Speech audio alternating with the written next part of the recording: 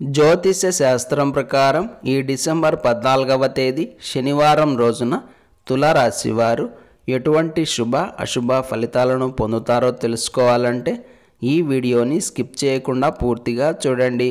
అలాగే తప్పకుండా మా ఛానల్ని సబ్స్క్రైబ్ చేసుకోండి. ఈ డిసెంబర్ 14వ తేదీ శనివారం రోజు తులారాశి వారు ఈ ఇబ్బందులు పడకుండా ముందే జాగ్రత్తలు పాటించుకోవడం మంచిది. ఎందుకంటే ఈ రోజు ఉన్నటువంటి కాలం మీకు 80% వరకు ప్రతికూలంగానే ఉంది. దీనివలన ప్రతి చిన్న విషయానికి కోపం వచ్చేస్తూ ఉంటుంది. చిన్న పని చేయాలన్న నీరసం చికాకు వచ్చేస్తాయి.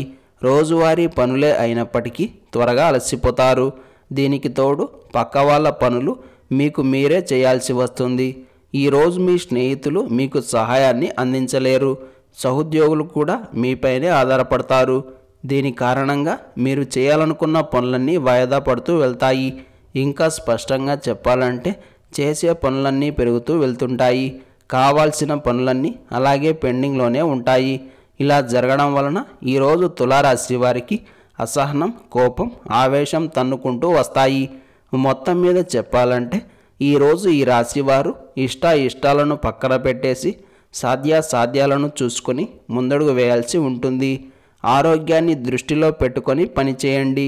ఆర్థికపరమైన వ్యవహారాల్లో జాగ్రత్తగా ఉండండి.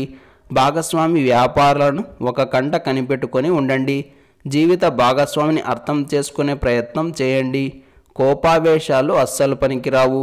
రోజంతా ప్రశాంతంగా గడవడానికి మీ ఇష్ట దైవం యొక్క దేవాలయ దర్శనం చేసుకోండి. అడుగడుగున జాగ్రత్తలు తీసుకుంటూ ముందడుగు వేయండి. ఈ శనివారం రోజు తులారాశి వారు ఆరెంజ్ రంగు దుస్తులను ధరించకండి. నవగ్రహ స్తోత్రాన్ని పారాయణం చేయండి. ఈ శనివారం రోజు మీరు చేసే పనులు విజయవంతం కావాలన్నా, ఎటువంటి ఆటంకాలు ఇబ్బందులు లేకుండా ఉండాలన్నా మీకు దగ్గరగా ఉన్న రామాలయం కానీ, విష్ణు ఆలయం కానీ, శ్రీ వెంకటేశ్వర స్వామివారి ఆలయానికి కానీ వెళ్ళి స్వామివారిని దర్శనం చేసుకొని తీర్థ ప్రసాదాలను స్వీకరించి ఆ తరువాత దినచర్యను ప్రారంభం చేయండి. అంతా శుభమే కలుగుతుంది.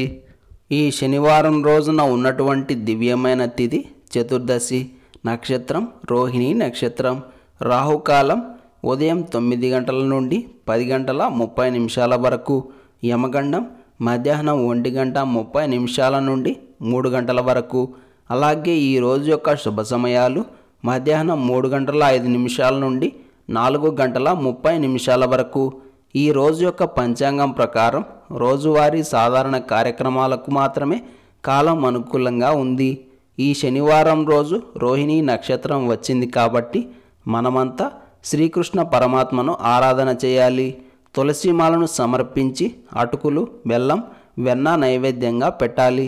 అలాగే ఈరోజు త్రిపుర భైరవీ దేవిని యథాశక్తిగా పూజించాలి. ఈ శనివారం రోజు ఓం శ్రీ గురుదత్తాయ నమః అనే మంత్రాన్ని పదే జపిస్తూ ఉండాలి. ఈ సమాచారం మీకు నచ్చినట్లయితే వెంటనే మా ఛానల్ని సబ్స్క్రైబ్ చేసుకోండి.